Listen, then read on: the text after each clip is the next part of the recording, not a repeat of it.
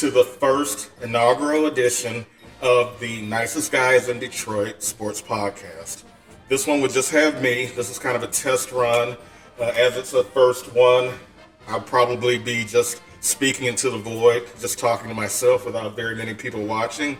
But I don't mind. I want to keep these as a record, too, of this wonderful sports year that we plan on having with the Detroit Lions this year. So, with no further ado, I'll just talk about what we're going to talk about today. So, right now it's a little over a week before the first NFL game. I don't want to talk about the cuts. The Lions have, at this point, made their full roster. We'll see how long that lasts, what trades are made, etc. But everybody and their mother is talking about that right now. So what I'll do, just because this is a very special edition, I will give my supremely non-homerish predictions for what the Lions will do this year. So I'll go game by game, look at every team, and just kind of see what the Lions will do, what their schedule will look like, what their record will be, and give my playoff and or Super Bowl hopes.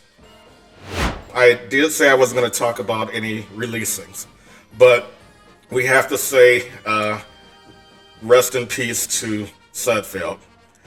We are very sad about that here.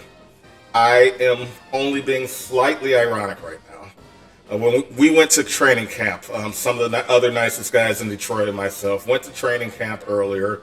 When we went there, surprisingly, Sudfeld was doing really, really well. We started off just ironically cheering for him over Goff because it was funny, but he was actually doing very well. Hooker, on the other hand, looked terrible. And so we were kind of worried about the Hooker situation and kind of okay about the Sudfeld situation. Introduced preseason game one, and we all know what happened there. I feel bad for the guy, but I think in his case, he's more of a almost a quarterback coach for the team. Outside of that, I'll stay out of talking about that and just get right into my predictions so I can keep this video a little shorter because the predictions are kind of where it's at, and I want to put my money where my mouth is.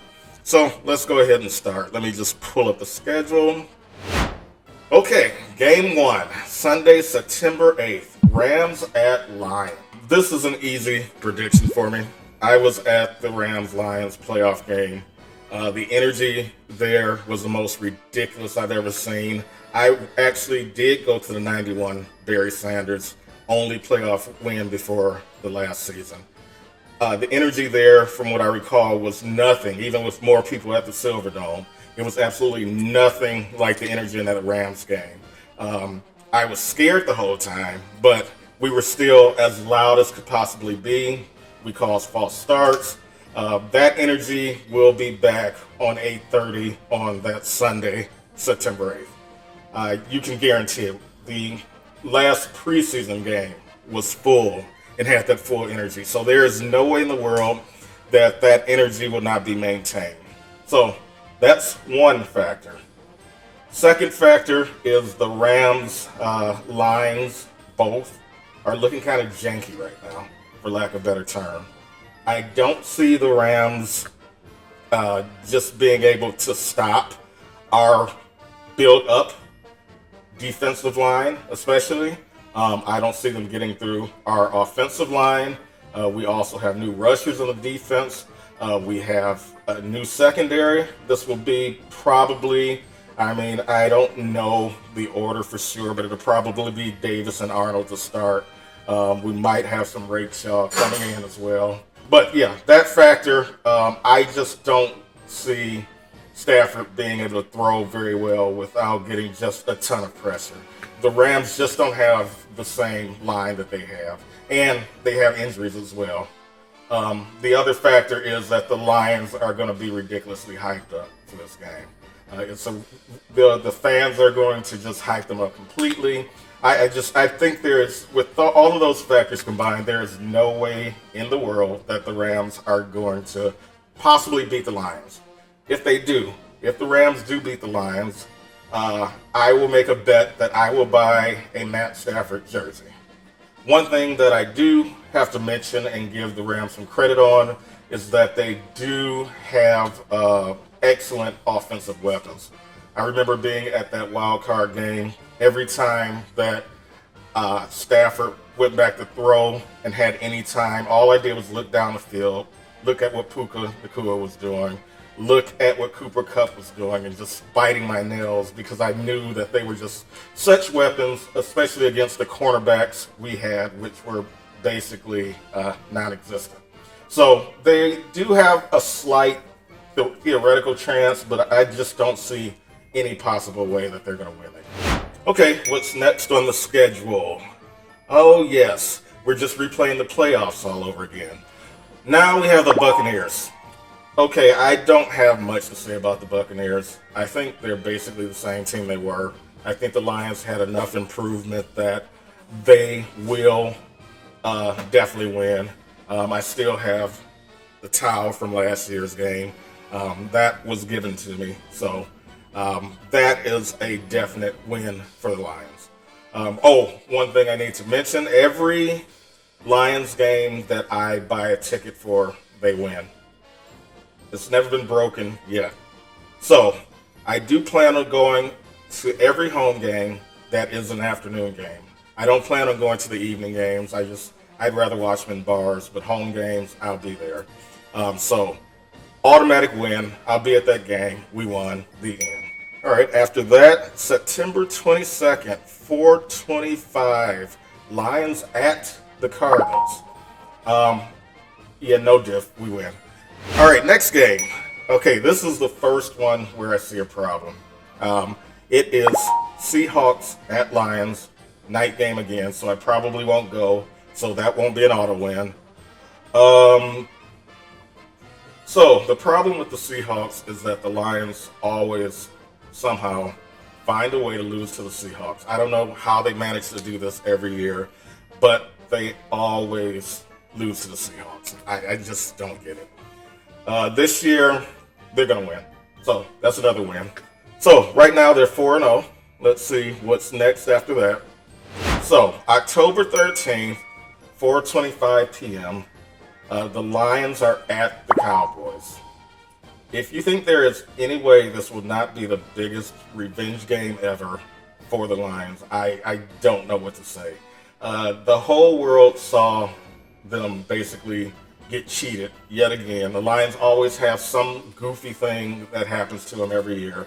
I mean, we have things like the Megatron rule, the pickup flags. There's always some weird call that involves the Lions. So I expect there to be one again, but there's no way the Lions are going to let their revenge be abated. Next, a 1 o'clock p.m. game on October 20th. The Lions and the Vikings. Lions win. The Vikings are garbage. They don't even have a quarterback. All right, next game, October 27th, 1 o'clock p.m. game. Titans at Lions. Number one, I'll be there. Auto win. Number two is the Titans. We win. Okay, next game, November 3rd, 4:25 p.m. This one I have something to talk about. We have the Lions at the Packers. So there's something I've been noticing with a lot of sports commentating, a lot of talking head shows these days. I think the Packers are being slightly overrated. Now, don't get me wrong. I think the Packers are a good team. I think they will be a challenge. The problem that I see is that Jordan Love has been anointed as the new football messiah. It's possible he could be great. He could be very great. He was great at the end of last year. I think he was the best quarterback by stats in the second half of last year. So yes, Jordan Love could be great. And the Packers could be doing what the Lions did 2 years ago, where they basically were the hottest team at the end of the year and then were able to carry it into the next year. It is very much possible. I just think that the Lions are really good at winning at Lambeau, and I think they think it's funny. So I think I will give the Lions that game, and the Lions are still undefeated this year. Again, this is a completely non-homer viewpoint. This is completely objective. After this, We have a hard one. We have Lions at the Texans. I like the Texans. I think they're one of the most dangerous teams this year. They're in that Super Bowl talk. I'm impressed by the quarterback play. Great receivers. Really good team. I am going to give the Lions their first loss here. I think they have 2 away games in a row. They're at the Texans. It's a night game again. The Texans will probably be more hyped up than the Lions about this game. I will give the Lions their first loss at the Texans. Next, we have a home game for the Lions, which is an auto win because I'll be there. And also, the Lions never lose 2 games in a row. They haven't lost 2 games in a row forever. And they're playing the Jaguars, so win. Okay, after that, the Lions, November 24th, are playing the Colts. Yep, so no difference. Now, we have another divisional game. We have the Bears at the Lions. Okay, there's a little issue here. I don't think the Bears are going to be very good this year.